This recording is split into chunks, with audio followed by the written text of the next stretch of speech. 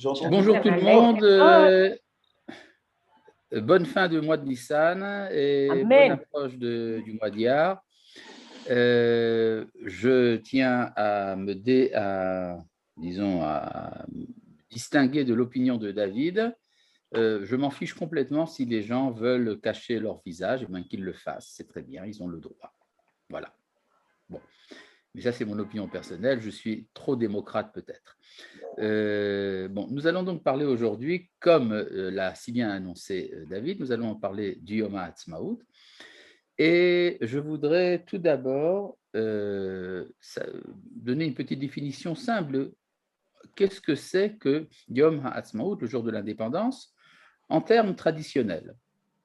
Qu'est-ce que ça représente? Parce que le terme d'indépendance politique est un terme moderne, en hébreu Atzmaut Midinit, mais comment est-ce que c'était dit dans les textes traditionnels au cours de l'histoire?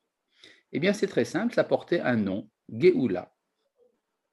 Géoula, traduction délivrance, pour être précis, c'est souvent traduit par le terme de rédemption, mais le terme de rédemption n'est pas très clair du point de vue de la tradition juive, il a plutôt un relent de chrétienté, et il peut être compris comme étant un événement de type spirituel, alors que traditionnellement, la Géoula, la délivrance, est un événement considéré uniquement comme politique.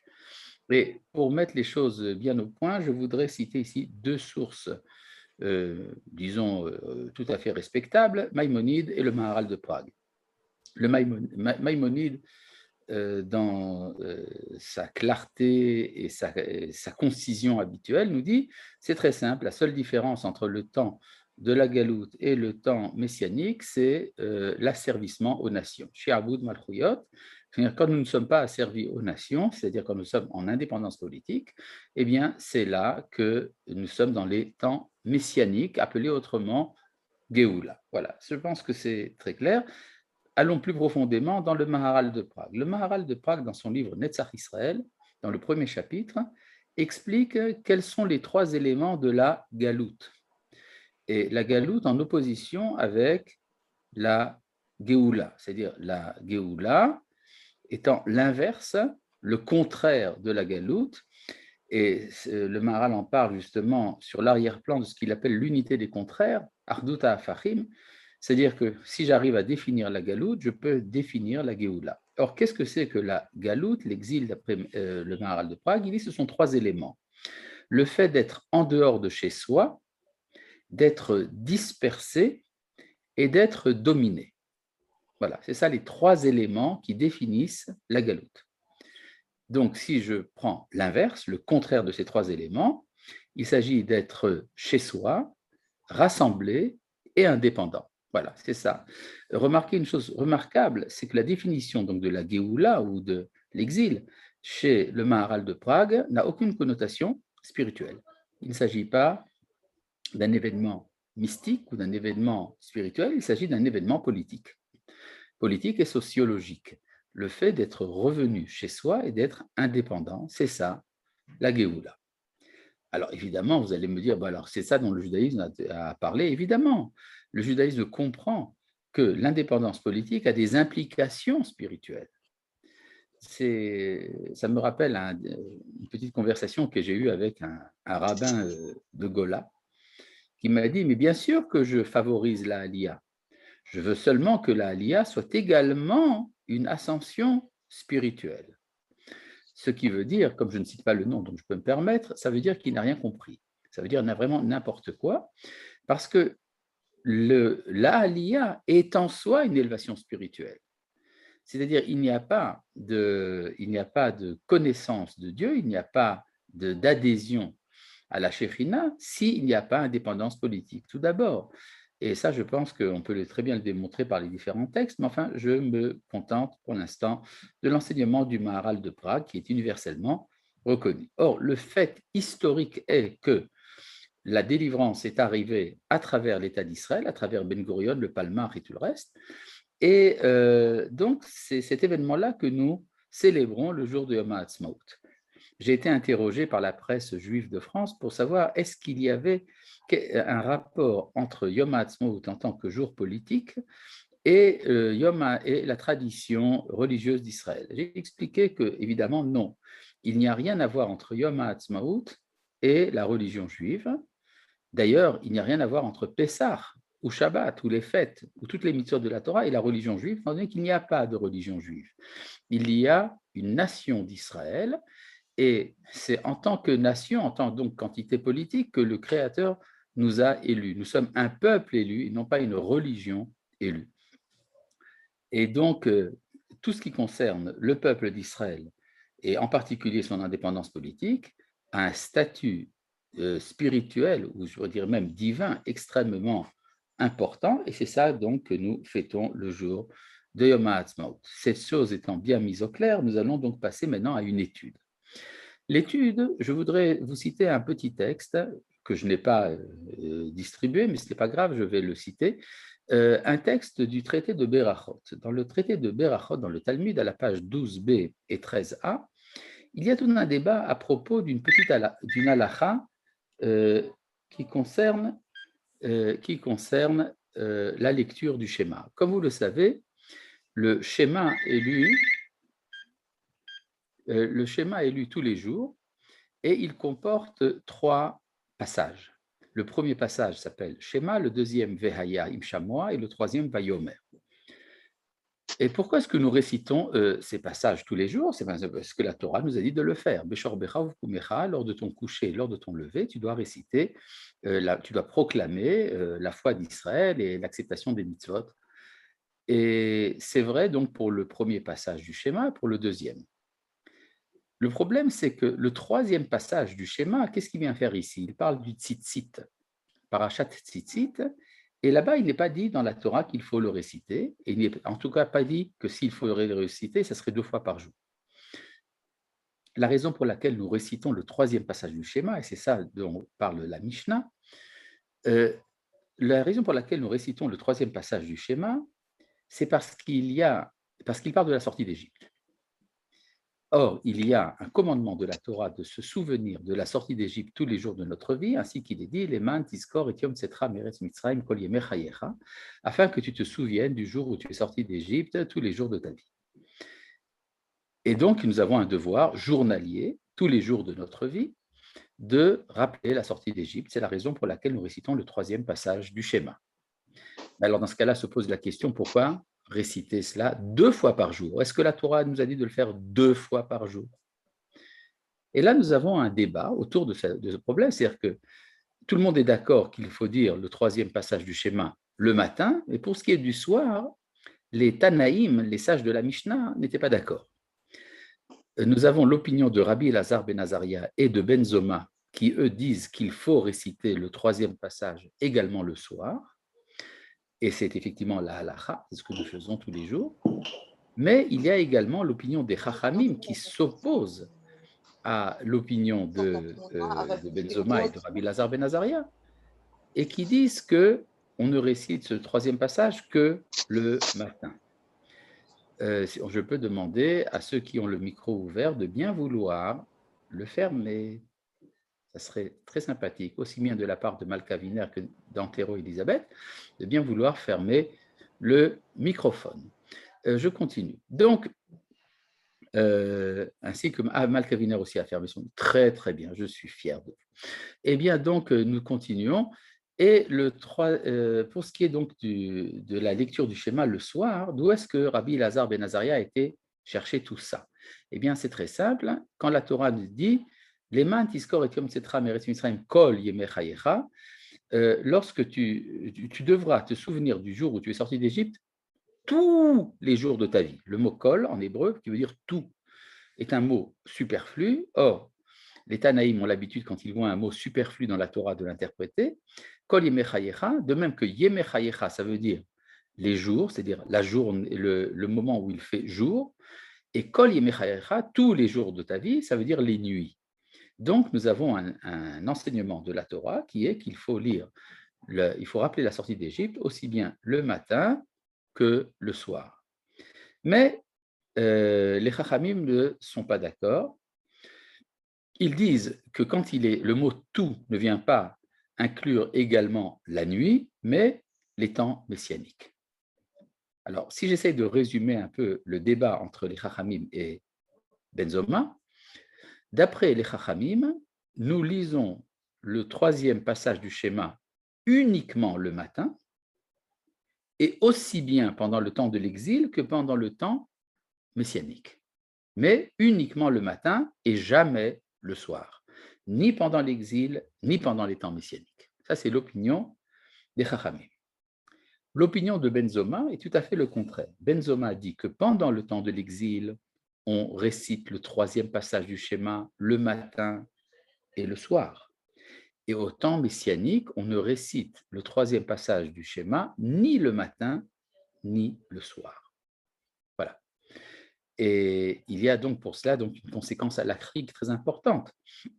Si je définis une époque comme étant le temps messianique, ça veut dire que quand cette époque arrive, il faut supprimer le troisième passage du schéma, aussi bien le matin que le soir. Donc, nous avons ici une conséquence halachique importante à la définition de notre époque.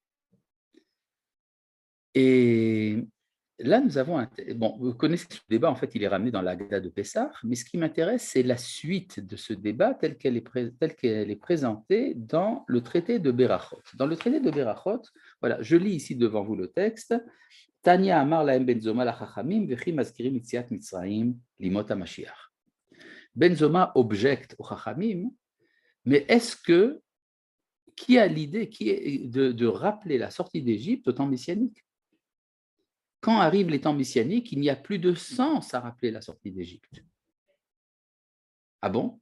Et d'où est-ce qu'il sait ça, Benzoma, qu'il y a une mitzvah de la Torah, un commandement de rappeler la sortie d'Égypte qui est brusquement annulé parce qu'on est arrivé au temps messianique? Il dit, ben c'est très simple, ce n'est pas moi qui le dis, c'est le prophète Jérémie qui le dit. Va'alo kvar nehemar, n'est-il pas déjà dit? Et là, il nous amène un verset de Jérémie au chapitre 23. Ine yamim ba'im leum Hashem, voici que des jours arrivent, parole de l'Éternel. Velo yomru od, on ne dira plus. Chai Hashem, asher e'ela et bnei Israël meretz Mitzrayim. Au nom du Dieu vivant qui a fait sortir les enfants d'Israël du pays d'Égypte. Ça veut dire quoi? Au nom du Dieu vivant, c'est quand on prête serment. Alors parfois, le serment qu'on prêtait au tribunal, c'était « je jure au nom du Dieu qui a fait sortir Israël d'Égypte ». Eh bien, nous dit le prophète Jérémie, cette formule ne sera plus employée. Ah, alors quelle formule viendra à la place? Ki'im, mais on dira Chai Hashem, par le Dieu vivant. Asher E'ela, qui a fait monter. Va Asher Hevi, et qui a amené. Et Zera Bet Israël Me'eretz Safona, la descendance de la maison d'Israël du pays du Nord, ou Mikola Aratzot Asher Idartim Sham, et de tous les pays où je les ai dispersés. Ça veut dire que l'événement du retour d'Israël à sa terre est tellement important qu'il efface totalement le souvenir de la sortie d'Égypte. Amroulo, et les rabbins lui ont répondu à Benzoma qu'il avait mal compris le verset de Jérémie. Quand Jérémie dit qu'on ne parlera plus de la sortie d'Égypte, ça ne veut pas dire qu'on n'en parlera plus, mais ça veut dire qu'on en parlera. Mais on en parlera moins. La sortie d'Égypte ne sera pas déracinée de son lieu. Et là, j'étais chez Aboud Malchuyot Ikar, mais ça sera l'indépendance politique qui sera l'essentiel. Vitziat Mitzrayim tafello, et la sortie d'Égypte lui sera seulement auxiliaire. Elle sera associée. Alors, c'est très intéressant d'abord de voir que les Chachamim ont compris que le temps messianique, c'est l'indépendance politique, chez Aboud Malchuyot, et que c'est également le temps du rassemblement des exilés, c'est comme ça que le verset le dit. Et donc vient un moment où se produit un événement tellement grand alors pour Benzoma, il efface totalement le souvenir de la sortie d'Égypte, tandis que les Chachamim disent non, la sortie d'Égypte ne sera pas oubliée, elle sera simplement moins importante.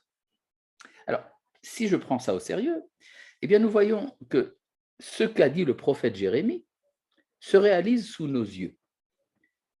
comment ça se réalise sous nos yeux? Avant de l'expliquer, je voudrais d'abord faire une petite déclaration. La déclaration est la suivante.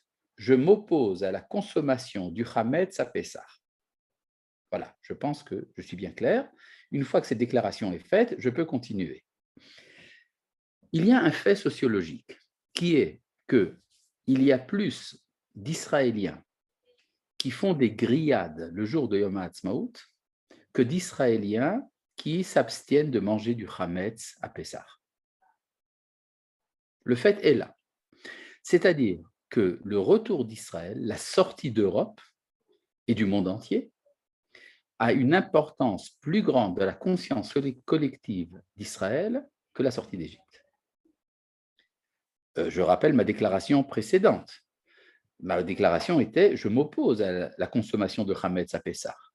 Mais je prends ici le fait. Le fait est que dans la conscience collective, le jour de l'indépendance est plus grand que la sortie d'Égypte.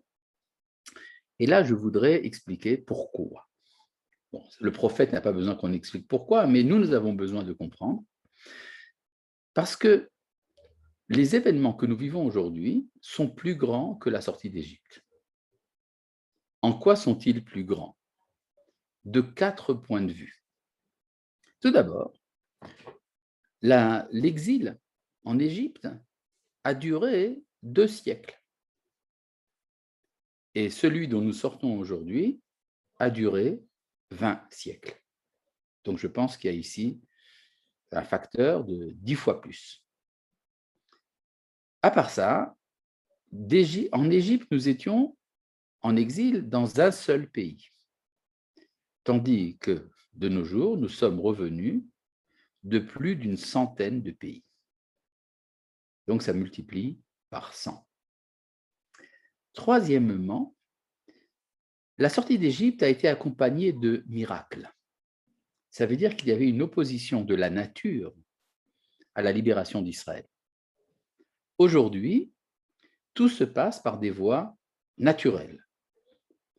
Donc, il y a une réconciliation de la nature et de l'histoire qui fait que la nature participe de la rédemption d'Israël. D'accord? Nous avons fondé notre État par nos armes, par notre immigration, par nos efforts.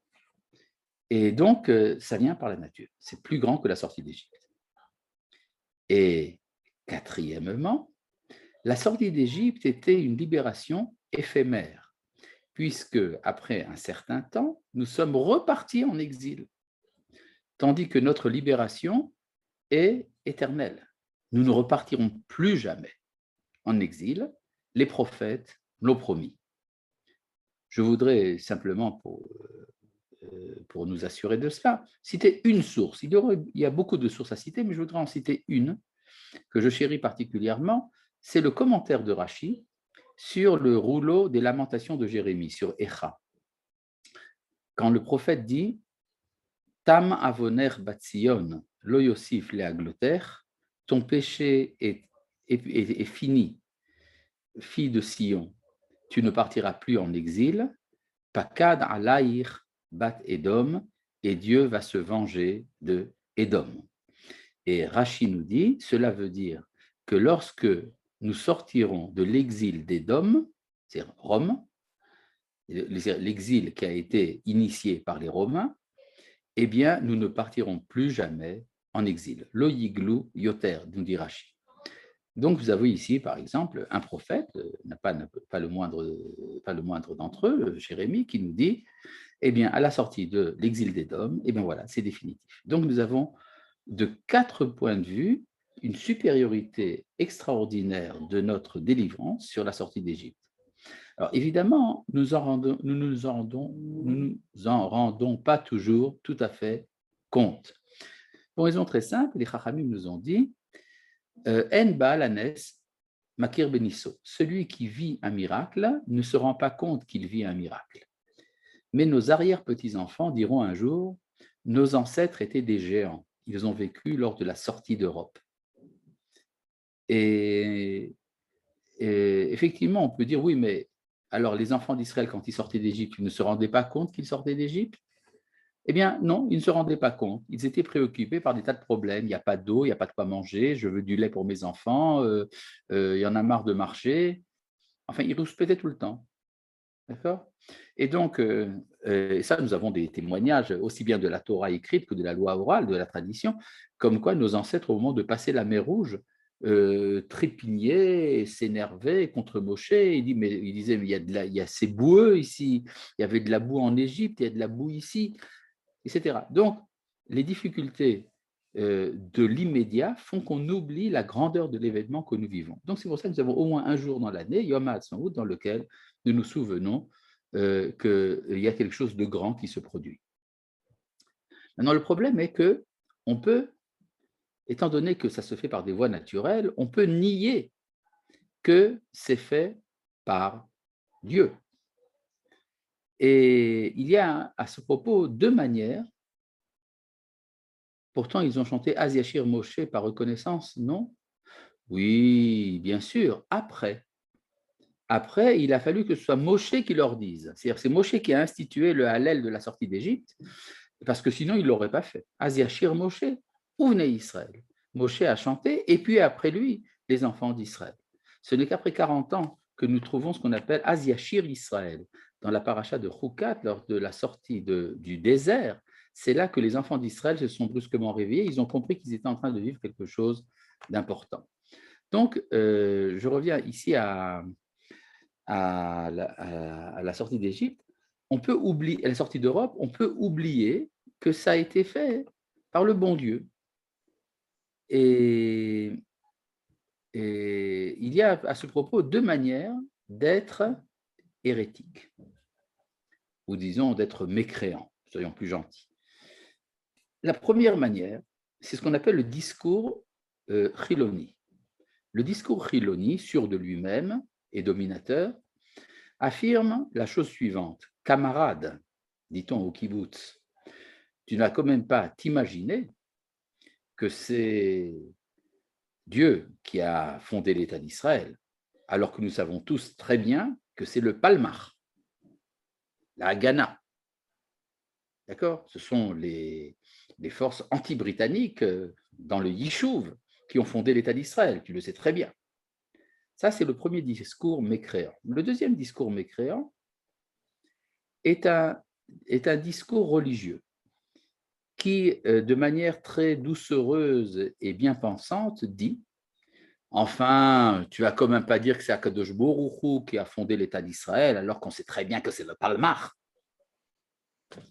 En fait, ce sont deux manières d'être hérétique, une religieuse et une laïque, mais en fait, ça revient exactement à la même chose. Nous avons un principe dans la Torah qui est parfois oublié, que l'histoire est aux mains du Créateur. Vous savez, il y a une expression qu'on appelle en français l'histoire sainte. Il y avait, dans ma jeunesse, il y avait des manuels d'instruction religieuse et des manuels d'histoire sainte. Et quand on parle d'une histoire sainte, ça suppose qu'il y a une histoire profane. Parce qu'il y a le saint et le profane.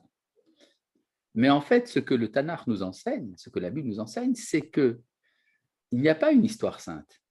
Ça nous enseigne que l'histoire est sainte. Toute l'histoire, celle qui est rapportée dans la Bible et celle qui n'y est pas rapportée, celle qui est écrite et celle qui reste orale. Bien sûr, la reconnaissance réclame tout d'abord, la reconnaissance à la sortie d'Égypte, c'est la naissance. Il faut donc la maturité pour être reconnaissant. Oui, bien sûr. Eh bien, nous allons donc continuer et comprendre un peu ce qui se passe le jour de Yom HaAtzmaut. Il y a un événement, il y a dans le calendrier hébraïque, il y a toute une liste de journées de célébration. On peut dire que je pense que le calendrier hébraïque est le calendrier le plus chargé de fêtes de tous les calendriers existants sur Terre. Alors, il y a une gradation. Et la gradation a des conséquences au niveau de la halacha. Le jour le plus saint du calendrier hébraïque, c'est… Allez-y, essayez quand même. Rosh Hashanah. Évidemment pas. Yom Kippur. Non plus. Le Shabbat. Shabbat, c'est voilà. Donc, nous pouvons revenir donc à la diffusion. C'est le Shabbat. Effectivement, le Shabbat, c'est le jour qui est sanctionné de la manière la plus rigoureuse. On est coupable de mort si on transgresse le Shabbat, ne vous en faites pas, personne ne le fait, et de karet, d'accord? Un peu moins que ça, vous avez Kippour et vous avez les jours de Yom Tov, etc. Et il est intéressant de voir que le Shabbat, donc, tout est interdit, tandis qu'à Yom Tov, les jours fériés mentionnés dans la Torah, on a le droit de cuisiner. Et donc, il y a une raison à cela. On a le droit de cuisiner parce que la source la source historique de la journée n'est pas la même. Quand je parle du Shabbat, le Shabbat vient célébrer la création du monde. Or, celui qui a créé le monde, eh bien, c'est Dieu lui-même, et personne ne l'a aidé. Il a fait ça tout seul. Étant donné qu'il a fait ça tout seul, lorsque lorsque je veux prendre contact avec la sainteté du jour, je dois cesser mon activité de créature. Or, l'activité de la créature, c'est les 39 travaux. Être un homme normal, c'est un homme qui travaille. Mais comme je suis ici en contact avec le Créateur et que je n'étais pas investi dans la création du monde, donc je dois cesser tout travail. Mais les jours de fête, ce qu'on appelle Yom Tov, c'est en souvenir de la sortie d'Égypte. Or, la sortie d'Égypte a été réalisée à 95% par le bon Dieu, mais à 5% par les hommes. C'était quoi l'activité des hommes lors de la sortie d'Égypte? C'était de marcher. Imaginez que, au moment de sortir d'Égypte, Moïse dit aux enfants d'Israël, allez-y, et que les enfants d'Israël lui disent, non, on ne marche pas. Ben, il n'y a pas Pessah, il n'y a pas Shavuot, il n'y a pas Rosh Hashanah, ni Kippour, ni Sukkot. Donc, il y a une participation de l'homme à la fixation de la sainteté du jour. C'est la raison pour laquelle la cuisine est autorisée les jours de Yom Tov, et c'est la raison pour laquelle également la date de Yom Tov est fixée par le tribunal, pas seulement par la Torah. Mais, comme on l'a dit, c'est quand même 95% voulu par le bon Dieu. Mais, historiquement parlant, après se passe un autre événement, l'événement de Purim. Or, à Purim, on a le droit de travailler. Il y a seulement deux travaux que l'on ne fait pas à Purim. Traditionnellement, on ne plante pas d'arbres et on ne construit pas de maisons. Pourquoi ces deux événements? Pourquoi c'est à la chôte là? C'est très simple. Qui c'est qui a fait l'événement de Purim? Eh bien, à 95%, ça a été fait par les Juifs. Et à 5% par Dieu. C'est-à-dire Dieu se cachait derrière les événements de Purim. Et donc, ouvertement, c'est Mordechai, Esther et les armées juives qui ont fait l'événement de Purim. Donc, 95% des travaux sont autorisés à Purim. Il ne reste que la plantation d'arbres et la construction de maisons. Pourquoi? Parce que planter des arbres ou construire des maisons, ça n'a de sens qu'en Eretz Israël. Et là, l'événement s'est fait en Galoute. Donc, ce sont ces travaux-là qui sont interdits à Purim. Et puis après, on arrive plus tard dans l'histoire à la fête de Hanouka. Qui c'est qui a fait l'événement de la fête de Hanouka? Eh bien, ça a été fait à 99% par les Juifs qui ont lutté contre les Grecs. Mais il y a eu quand même un clin d'œil miraculeux, c'est le miracle de la fiole. C'est la raison pour laquelle, pendant le temps de l'allumage des bougies, qui est en souvenir du miracle de la fiole, les femmes qui, elles, ne font pas la guerre, ne travaillent pas pendant une demi-heure. Voilà, c'est tout ce qui reste de l'interdiction. Donc, vous comprenez que la sainteté va en s'intégrant de plus en plus dans le monde naturel, autant la participation de l'homme devient plus grande. C'est-à-dire, plus l'homme participe, plus on est capable de vivre dans le profane la dimension de la sainteté. Et qu'est-ce qui se passe à Yom HaAtzmaut? Eh bien, à Yom HaAtzmaut, eh bien, tous les travaux sont permis, sans exception. Le fait que c'est un jour de congé, c'est une loi, mais ce n'est pas une halakha. On peut faire tous les travaux à Yom HaAtzmaut. Pourquoi? Parce que tout a été fait entièrement par les hommes et entièrement par Dieu. C'est à 100% humain et 100% divin à la fois. C'est extraordinaire. C'est la raison pour laquelle on peut dire que la sainteté est arrivée à son indépendance. De ce point de vue-là, le jour de Yom HaAtzmaut est l'aboutissement des espérances du calendrier hébraïque. C'est donc le jour le plus important du calendrier hébraïque.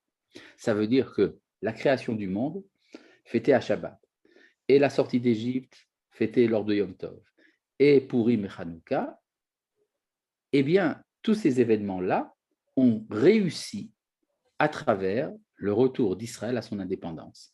C'est le début d'une nouvelle histoire. On peut dire que tout ce qui s'est passé auparavant, c'est la préhistoire. À partir de ce moment-là, à partir du moment de la Géoula, peut commencer enfin une histoire normale et harmonieuse, qui ensuite continue par Yom Yerushalayim, et qui après va culminer encore par des événements encore plus grands. Mais il faut bien comprendre que là, nous sommes dans un retour, dans un retour, on pourrait dire, à une nouvelle naissance. Comme dit le roi David dans le Teilim, Yavo viagidu tzidkato le'am nolad, qui a ça. On racontera la justice de Dieu à un peuple qui vient de renaître, Am Nolad. Donc, si on fait une sorte d'état civil du peuple juif, on peut dire que sa date de naissance, c'était lors de Pessah, lors de l'année de la sortie d'Égypte. Et le jour de décès de ce peuple, c'était lors de l'exil de Babylone. Et le jour de renaissance, c'était le 5 du mois de Iyar de l'année 5708. Donc, de ce point de vue-là, il faut bien comprendre, c'est ça l'envergure, l'ampleur générale de Yom HaAtzmaut. Y a-t-il un rapport avec le fait de manger de la viande barbecue? Évidemment. Mais enfin, je pense que celui qui pose la question est tout à fait au courant. Et en effet, la consommation de viande, c'était l'exigence des enfants d'Israël de Moshe dans le désert. Quand le peuple demande à manger de la viande, Moshe dit « je n'en peux plus ». Je n'en peux plus, il demande à mourir. Quelle était la difficulté? Manger de la viande n'est pas un péché, c'est simplement un désir. Oui, mais c'était un acte d'effronterie, de chutzpah. Et ça, Moshe dit, là où il y a de la chutzpah, moi, je ne peux pas marcher. Moi, je suis là pour enseigner la Torah. L'enseignement de la Torah demande une certaine humilité de la part du receveur. Là, comme ils sont effrontés, je n'ai plus de rôle à remplir. Oui, mais la Géoula, elle vient par la chutzpah. C'est le temps de la délivrance qui implique l'effronterie des enfants d'Israël. Donc, il a fallu que ça se passe à travers un événement de chutzpah, de révolte. Et souvent, effectivement, les fondateurs de l'État étaient révoltés contre la maison d'études.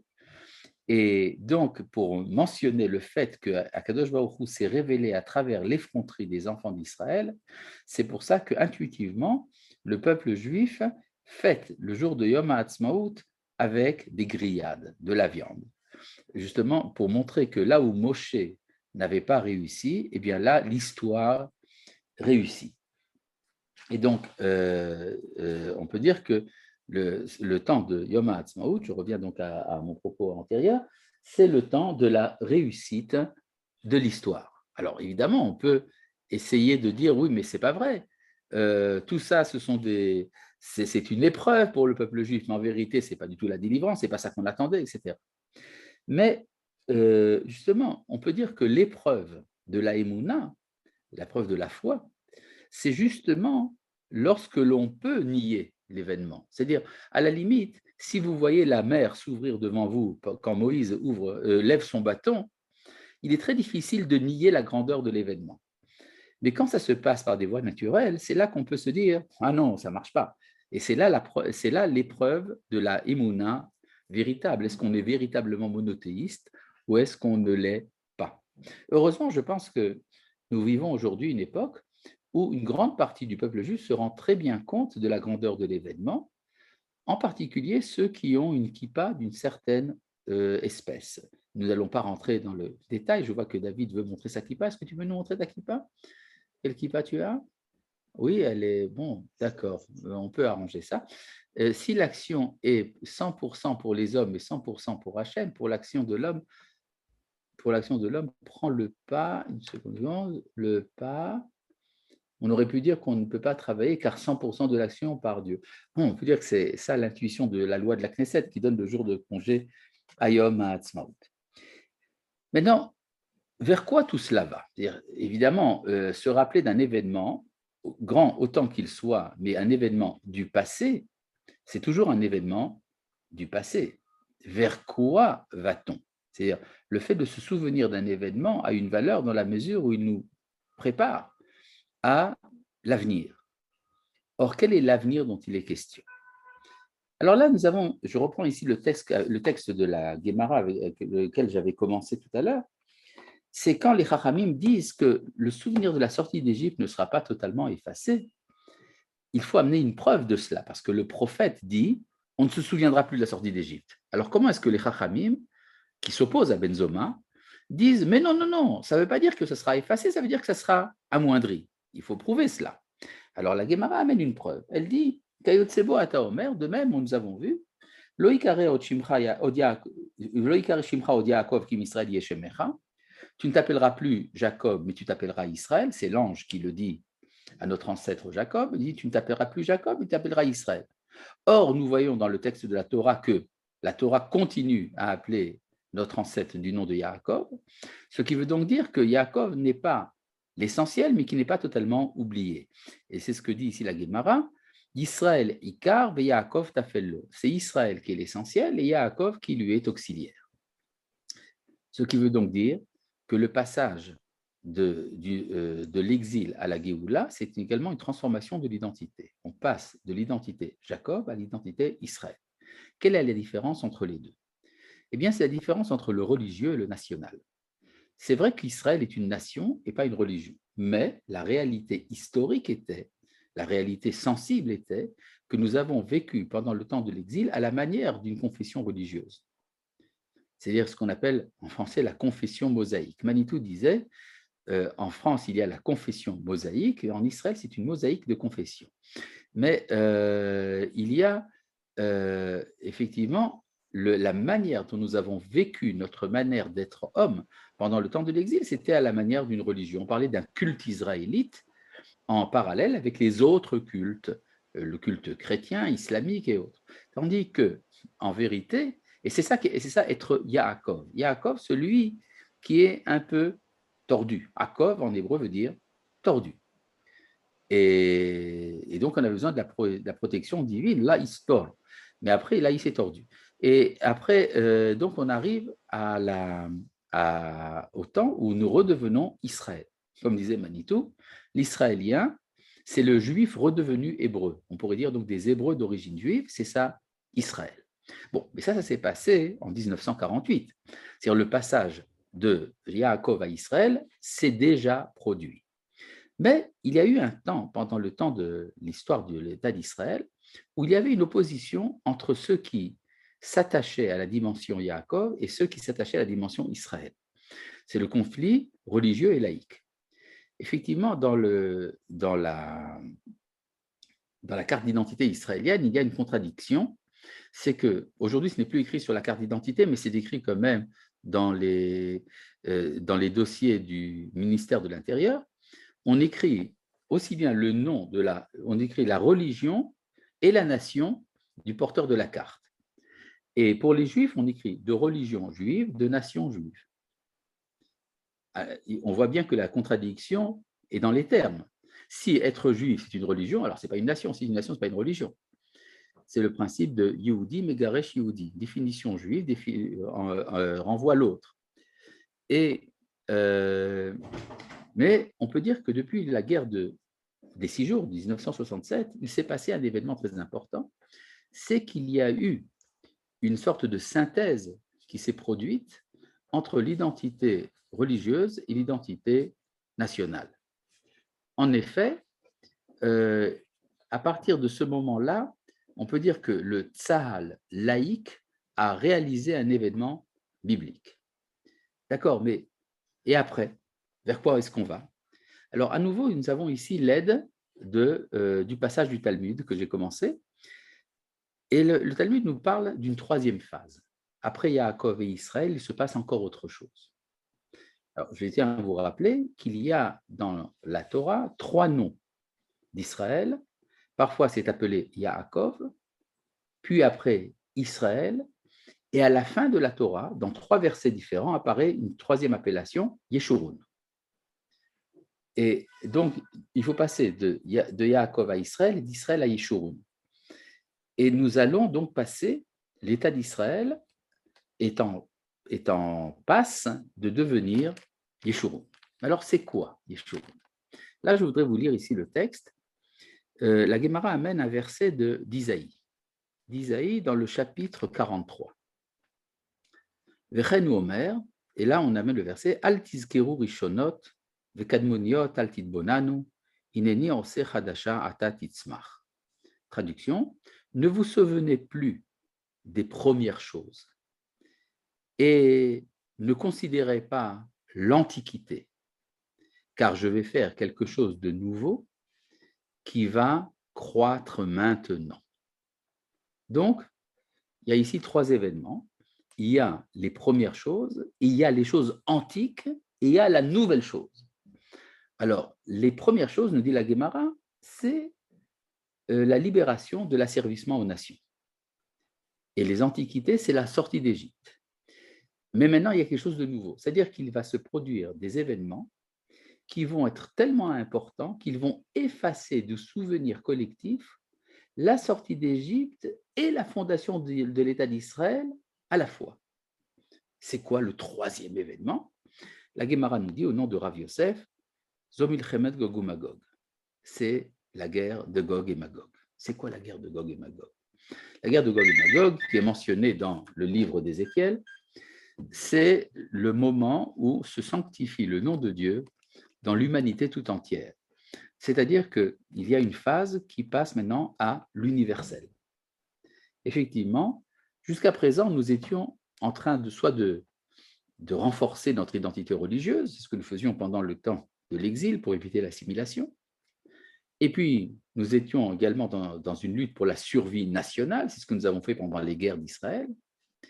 Mais maintenant, le peuple d'Israël est devenu puissant. Et il commence à avoir une influence universelle, qui est ressentie d'ailleurs dans le monde entier, et qui crée parfois soit une opposition, soit de la sympathie, mais en tout cas, il n'y a pas d'indifférence. Ça veut dire qu'est venu le temps pour Israël de savoir quel est son message pour les nations du monde. Effectivement, nous vivons à une époque où il n'y a plus sur Terre, il n'y a plus aucune communauté juive qui est persécutée en tant que telle, en tant que communauté juive. Alors évidemment, il y a de l'antisémitisme, il y a des persécutions individuelles, mais il s'est passé quelque chose dans l'histoire, quelque chose a changé. Et c'est ce moment-là que nous vivons maintenant. C'est le moment où nous passons à la troisième phase, celle de Yeshurun, qui est celle qui nous attend.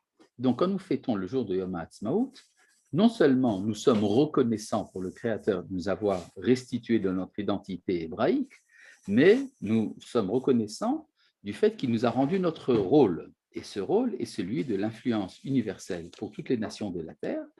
Et c'est ça que nous fêtons dans les dernières années, dans les années que nous connaissons maintenant, en préparation des autres phases de la Géoula qui impliquent évidemment la construction du Beth Amikdash, le retour des prophètes, et tant de belles choses telles que la paix universelle, pourquoi pas, bientôt et de nos jours. Amen. Voilà, merci beaucoup de votre attention et à bientôt.